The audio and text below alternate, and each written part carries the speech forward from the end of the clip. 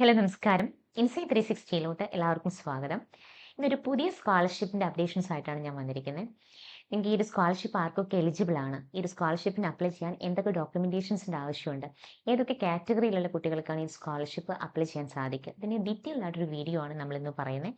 നമ്മുടെ YouTube channel നിങ്ങളൊന്ന് subscribe ചെയ്യുക, അതോടൊപ്പം തന്നെ ഫോളോ ചെയ്യുക, നിങ്ങളുടെ ഫ്രണ്ട് സർക്കിൾ കൂടി ഒന്ന് ഷെയർ ചെയ്യുക. കാരണം ഒരുപക്ഷെ നിങ്ങൾക്ക് ഈ ഒരു ഇൻഫോർമേഷൻസ് ആവശ്യമില്ലെങ്കിൽ പോലും നിങ്ങളുടെ ഒരു ഷെയർ എന്ന് പറയുന്നത് മറ്റുള്ളവർക്ക് അത് വലിയൊരു ഹെൽപ്ഫുൾ ആയിരിക്കും. സോ ഇതൊന്ന് ഷെയർ ചെയ്യുക. അതുപോലെ തന്നെ നമുക്ക് ഡീറ്റെയിൽഡ് ആയിട്ട് ഇതിൻ്റെ എന്തൊക്കെയാണ് എന്നുള്ളത് നമുക്ക് ഈ സ്കോളർഷിപ്പിനെ കുറിച്ചിട്ട് ഡീറ്റെയിൽ ആയിട്ട് ഈ വീഡിയോയിൽ നമുക്ക് നോക്കാം. UGC എന്ന് പറയുന്ന ഒരു സ്കോളർഷിപ്പിന്റെ അപ്ഡേഷൻസ് ആണ് ഞാനിന്ന് പറയുന്നത്. അതായത് ഇന്ത്യയിലെ വിദ്യാർത്ഥികൾക്ക് രാജ്യത്തിനകത്ത് തന്നെ ഒരു ഉന്നത വിദ്യാഭ്യാസം പിന്തുടരാൻ പ്രോത്സാഹനം നൽകുന്ന എന്ന ലക്ഷ്യത്തോടെ യൂണിവേഴ്സിറ്റി ഗ്രാന്റ് കമ്മീഷൻ ആവിഷ്കരിച്ച ഒരു സുപ്രധാന പദ്ധതിയാണ് UGC സ്കോളർഷിപ്പ്. ദേശീയ പോസ്റ്റ് ഗ്രാജുവേറ്റ് പഠനത്തിനുള്ള സ്കോളർഷിപ്പ് അക്കാദമിക് രംഗത്ത് മികവ് തെളിയിച്ചവരെ കണ്ടെത്തി സാമ്പത്തിക സഹായം നൽകുന്നതിലൂടെ വിദ്യാർത്ഥികളെ അവരുടെ ഉപരിപഠന സ്വപ്നങ്ങൾ യാഥാർത്ഥ്യമാക്കാൻ ഈ പദ്ധതി സഹായിക്കുന്നുണ്ട്. രാജ്യത്തെ തലമുറയുടെ ഗവേഷണ പഠന മേഖലകളിൽ സജ്ജമാക്കുന്നതിൽ ഈ പദ്ധതി നിർണായകമായിട്ടൊരു പങ്ക് വഹിക്കുന്നുണ്ട്.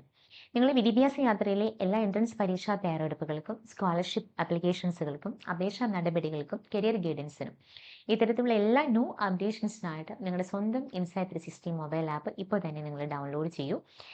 ഈ ഒരു പദ്ധതിയുടെ ഒബ്ജക്റ്റീവ്സ് എന്തൊക്കെയാണെന്ന് നമുക്ക് നോക്കാം. ഈ ഒരു സ്കോളർഷിപ്പ് പദ്ധതി രൂപകൽപ്പന ചെയ്തിരിക്കുന്നത് പ്രധാനമായിട്ടും 4 ലക്ഷ്യങ്ങളെ മുൻനിർത്തിയാണ്. ഒന്ന്, ഉയർന്ന നിലവാരമുള്ള ഉന്നത വിദ്യാഭ്യാസം പ്രോത്സാഹിപ്പിക്കുക. മെറിറ്റ് അടിസ്ഥാനത്തിലെ വിദ്യാർത്ഥികളെ തിരഞ്ഞെടുക്കുന്നതിലൂടെ അക്കാദമിക് രംഗത്തെ നിലവാരം ഉയർത്താനായിട്ട് ഇത് സഹായിക്കുന്നുണ്ട്. 2, സാമ്പത്തിക ഭാരം ലഘൂകരിക്കുക.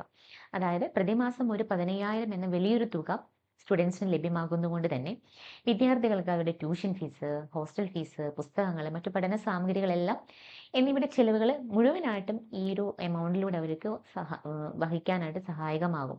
മൂന്നാമത്തെ കാര്യം എന്ന് പറയുന്നത് സ്ത്രീ ശാക്തീകരണം. അതായത് വനിതകൾക്ക് ഒരു 30% സംവരണം ഈ ഒരു സ്കോളർഷിപ്പിലൂടെ ഏർപ്പെടുത്തുന്നുണ്ട്. അതിൽ തന്നെ സിംഗിള് അല്ലെങ്കിൽ ട്വിൻസ് ആയിട്ടുള്ള കുട്ടികൾക്കെല്ലാം മാർക്ക് പരിഗണിക്കാതെ തന്നെ പ്രത്യേക പരിഗണനയും നൽകുന്നുണ്ട്. അതുകൊണ്ട് തന്നെ സ്ത്രീകളുടെ ഉന്നത വിദ്യാഭ്യാസ പങ്കാളിത്തം വർദ്ധിപ്പിക്കാനായിട്ട് ഈ ഒരു സ്കോളർഷിപ്പ് പ്രധാനമായിട്ടും ലക്ഷ്യമിടുന്നുണ്ട്. നാലാമത്തെ കാര്യം എന്ന് പറഞ്ഞു കഴിഞ്ഞാൽ ഗവേഷണപരമായിട്ടുള്ള ഒരു ചിന്ത വളർത്തുക കുട്ടികളിൽ. അതായത് സാമ്പത്തിക സുരക്ഷിതത്വം ഉറപ്പാക്കുമ്പോൾ വിദ്യാർത്ഥികൾക്ക് അവരുടെ പഠനത്തിലും ഗവേഷണത്തിലും കൂടുതൽ ശ്രദ്ധ കേന്ദ്രീകരിക്കാനായിട്ട് സാധിക്കുന്നുണ്ട്. ഇനി ഒരു പദ്ധതിയുടെ ഘടനയും ഇതിലൂടെ ലഭ്യമാകുന്ന സാമ്പത്തിക സഹായം എങ്ങനെയൊക്കെയാണെന്ന് നമുക്ക് നോക്കാം. ഈ ഒരു സ്കോളർഷിപ്പ് പദ്ധതി പോസ്റ്റ് ഗ്രാജുവേറ്റ് ഡിഗ്രി പഠിക്കുന്ന വിദ്യാർത്ഥികൾക്ക് സാമ്പത്തിക സഹായം നൽകുന്നു. ലഭ്യമായ ആകെ സ്കോളർഷിപ്പുകൾ 10,000, അതായത് ഇപ്പോൾ കമ്മീഷണർ തീരുമാനിച്ചിരിക്കുന്നു ഇതിൽ മാറ്റം വരാം. 10,000 ആണ് ഇപ്പോഴത്തെ ഒരു കമ്മീഷൻ നിയമപ്രകാരം ഇതിനകത്ത് അലൗ ചെയ്തിരിക്കുന്നത്. ഇനി തെരഞ്ഞെടുപ്പ് എന്ന് പറയുന്നത് അപേക്ഷകരിൽ നിന്ന് അഖിലേന്ത്യാ തലത്തിലുള്ള അല്ലെങ്കിൽ മെറിറ്റ് അടിസ്ഥാനത്തിൽ മാത്രമാണ് തെരഞ്ഞെടുപ്പ് നടക്കുന്നത്. അതുപോലെ സാമ്പത്തികമായിട്ടുള്ള ആനുകൂല്യങ്ങളും ഇതിന്റെ കാലാവധിയും പ്രതിമാസം 15,000 രൂപയാണ് ഈ ഒരു സ്കോളർഷിപ്പിലൂടെ നമുക്ക് ലഭ്യമാകുക. പ്രതിവർഷ കാലയളവിൽ 1 വർഷം 10 മാസത്തേക്ക് മാത്രമാണ് ഈ ഒരു സ്കോളർഷിപ്പ് നൽകുക. അപ്പോൾ മൊത്തം കാലാവധി പോസ്റ്റ് ഗ്രാജുവേറ്റ് കോഴ്സിന്റെ 2 വർഷത്തേക്ക് 24 മാസത്തേക്ക് ധനസഹായം നിങ്ങൾക്ക് ലഭ്യമാകും. അപ്പോൾ 1 വർഷത്തിൽ 10 മാസം ലഭ്യമാക്കുള്ളൂ എന്ന് മാത്രം. ലക്ഷ്യം എന്ന് പറയുന്നത് ഇന്ത്യക്കുള്ളിലുള്ള പോസ്റ്റ് ഗ്രാജുവേറ്റ് പഠനത്തിന് മാത്രമാണ് ഈ ഒരു സ്കോളർഷിപ്പ് അവൈലബിലിറ്റി ഉണ്ടാകും. ഇനി സ്കോളർഷിപ്പിന് അപേക്ഷിക്കുമ്പോൾ വിദ്യാർത്ഥികൾ നിർബന്ധമായിട്ടും ചില നിബന്ധനകൾ പാലിച്ചിരിക്കണം. അടിസ്ഥാന യോഗ്യതാ മാനദണ്ഡങ്ങൾ എന്ന് പറഞ്ഞു കഴിഞ്ഞാൽ അപേക്ഷകൻ ഇന്ത്യൻ പൗരനായിരിക്കണം. ദെൻ UG ആക്ട് 1956ന്റെ സെക്ഷൻ 2F അല്ലെങ്കിൽ സെക്ഷൻ 3 പ്രകാരം അംഗീകരിച്ച സ്ഥാപനങ്ങളിൽ നിന്നോ അതുമായി ബന്ധപ്പെട്ട അധികാരം ലഭിച്ച സ്ഥാപനങ്ങളിൽ നിന്നോ അവർ അണ്ടർ ഗ്രാജുവേറ്റ് നേടിയിട്ടുണ്ടായിരിക്കണം. ഇനി കോഴ്സ് എന്ന് പറയുമ്പോൾ ഒരു അംഗീകൃത സ്ഥാപനത്തിൽ നിങ്ങൾ പോസ്റ്റ് ഗ്രാജുവേറ്റ് ഡിഗ്രി കോഴ്സിന് പ്രവേശനം നേടിയിട്ടുള്ള കുട്ടികളായിരിക്കണം. ഇനി റിസർവേഷൻ പോളിസി എന്ന് പറയുമ്പോൾ സർക്കാർ സംവരണ നിയമം കർശനമായിട്ട് പാലിക്കുന്നുണ്ട്. അപ്പം ഇതിൽ വനിതകൾക്ക് പ്രത്യേക പരിഗണന നൽകുന്നുണ്ട്. ഇപ്പം കേന്ദ്ര സർക്കാരിന്റെ സംവരണം എന്ന് പറയുമ്പോൾ ഇന്ത്യ ഗവൺമെന്റിന് നിലവിലുള്ള സംവരണ നിയമങ്ങൾക്കനുസരിച്ച് സ്കോളർഷിപ്പിന്റെ സ്ലോട്ടുകൾ അനുവദിക്കുന്നത്. ഇനി വനിതാ സംവരണം ആകെ സ്ലോട്ടുകളിൽ ഒരു 30% ആണ് വനിതാ വിദ്യാർത്ഥികൾക്കായിട്ട് സംവരണം ചെയ്തിരിക്കുന്നത്. പ്രത്യേക പരിഗണന വനിതാ സംവരണത്തിനുള്ള സ്ലോട്ടുകൾ ആദ്യം അത് സിംഗിൾ ആയിട്ടുള്ള കുട്ടികളെ പ്രിഫർ ചെയ്യും. പിന്നെ നമ്മൾ ഇരട്ട കുട്ടികളെ, പിന്നെ മൂന്ന് പെൺകുട്ടികൾ വരെയുള്ള ആളുകളെയും ഇതിനകത്ത് പ്രിഫറൻസ് പ്രിഫറൻസിനകത്ത് ഉൾപ്പെടുത്തിയിട്ടുണ്ട്. അപ്പോൾ ഈ വിഭാഗത്തിൽ UG പരീക്ഷകളിൽ മാർക്ക് പരിഗണിക്കുന്നതല്ല.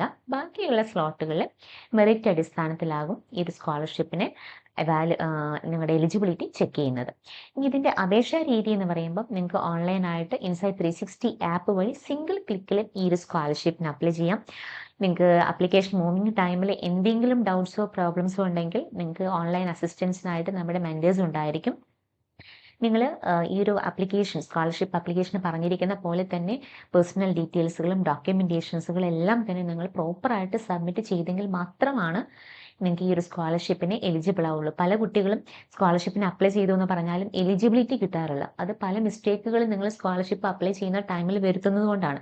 ഇപ്പം നിങ്ങൾ മറ്റുള്ള ഒരു സെൻറ്റേഴ്സുകൾ, അക്ഷയ സെൻറ്റേഴ്സ് പോലെയുള്ള മറ്റുള്ള സെൻറ്റേഴ്സുകളെല്ലാം പോയി അപ്ലിക്കേഷന് പോകുമ്പോൾ പലപ്പോഴും നിങ്ങൾക്ക് ഈ ഒരു സ്കോളർഷിപ്പ് അപ്ലിക്കേഷൻ ചെയ്ത് തരാൻ സാധിക്കാറില്ല. കാരണം ഒന്നാമത് അവരുടെ ഒരു ബിസി ഷെഡ്യൂള്, പിന്നെ അവർക്ക് ഈ ഒരു സ്കോളർഷിപ്പിനെ കുറിച്ചിട്ട് ഇതിൻ്റെ പ്രൊസീജിയറുകൾ എന്താണെന്ന് വ്യക്തമായിട്ട് അറിയാത്തതിൻ്റെ ഒരു ഫലമായിട്ട് പലപ്പോഴും നിങ്ങൾ സെൽഫായിട്ട് ചെയ്യുമ്പോൾ പല കുട്ടികളും ഇതിനായിട്ട് തുനിയാറില്ല, പലപ്പോഴും മിസ്റ്റേക്കുകൾ വരുത്താറുണ്ട്. അപ്പോൾ അതുകൊണ്ട് ഇൻസൈറ്റ് 360 ആപ്പ് വഴി നിങ്ങൾക്ക് സിംഗിൾ ക്ലിക്കിൽ ഈ ഒരു ആപ്പ് ഇൻസ്റ്റാൾ ചെയ്യാം. നിങ്ങൾക്ക് പ്ലേ സ്റ്റോറിനകത്ത് പോയി തന്നെ ഡൗൺലോഡ് ചെയ്ത് നിങ്ങൾക്ക് സിംഗിൾ ക്ലിക്കിൽ തന്നെ ഈ ഒരു ആപ്പിലൂടെ ഈ സ്കോളർഷിപ്പ് നിങ്ങൾക്ക് ഇൻസ്റ്റാളേഷനും ചെയ്യാൻ പറ്റും. അപ്പോൾ സ്ഥാപനങ്ങളുടെയും വിദ്യാർത്ഥികളുടെയും ഉത്തരവാദിത്വം മെയിനായിട്ടെന്ന് പറയുന്നത് സ്കോളർഷിപ്പ് സുഗമമായിട്ട് നടപ്പിലാക്കുന്നതിൽ ഈ സ്ഥാപനങ്ങൾക്കും വിദ്യാർത്ഥികൾക്കും വ്യക്തിപരമായിട്ടുള്ള ഉത്തരവാദിത്വങ്ങളുണ്ട്. വിദ്യാർത്ഥികൾ ശ്രദ്ധിക്കേണ്ട പ്രധാനമായിട്ട് കാര്യങ്ങൾ എന്ന് പറയുന്നത് യോഗ്യത റിലേറ്റഡ് ആയിട്ടുള്ള സർട്ടിഫിക്കറ്റുകൾ, മറ്റ് വിശദാംശങ്ങൾ എന്നിവ സംബന്ധിച്ച് തെറ്റായതോ വഴിതെറ്റിക്കുന്നതുമായിട്ടുള്ള ഒരു വിവരങ്ങളും നിങ്ങൾ ഇതിനകത്ത് നൽകാൻ പാടുള്ളതല്ല. അത് കർശനമായിട്ടും ഒഴിവാക്കുക. ഇനി തെറ്റായ വിവരങ്ങൾ നൽകിയതായിട്ട് തെളിഞ്ഞാൽ ഈ സ്കോളർഷിപ്പ് നിർത്തലാക്കുകയും നൽകിയ മുഴുവൻ തുകയും നിങ്ങൾ പലിശ സഹിതം തിരികെ നിങ്ങളിൽ നിന്ന് ഈടാക്കുകയും ചെയ്യും. കൂടാതെ മറ്റ് നിയമ നടപടികളും നിങ്ങൾ നേരിടേണ്ടതായിട്ട് വരും. ഈ ഒരു സ്കോളർഷിപ്പിന് നിങ്ങൾ അപ്ലൈ ചെയ്യേണ്ട ലാസ്റ്റ് ഡേറ്റ് എന്ന് പറയുന്നത് November 30th ആണ്. ഇതിനെക്കുറിച്ചുള്ള ഡീറ്റെയിൽഡ് ആയിട്ടുള്ള വിവരങ്ങൾ നിങ്ങൾക്ക് കൂടുതലായിട്ട് അറിയണമെന്നുണ്ടെങ്കിൽ ഈ വീഡിയോയ്ക്ക് താഴെ കാണുന്ന കോൺടാക്ട് നമ്പറിൽ ഞങ്ങളെ കോൺടാക്ട് ചെയ്യുകയോ ഞങ്ങളുടെ സോഷ്യൽ മീഡിയ പേജ് വഴി നിങ്ങൾക്ക് ഞങ്ങളെ ഫോളോ ചെയ്യുകയും ചെയ്യാം. ഇൻസൈറ്റ് 360 ആപ്പിൻ്റെ മെൻറ്റേഴ്സുമായിട്ട് നിങ്ങൾക്ക് ഡയറക്റ്റ് ഞങ്ങൾക്ക് സംസാരിക്കാവുന്നതാണ്.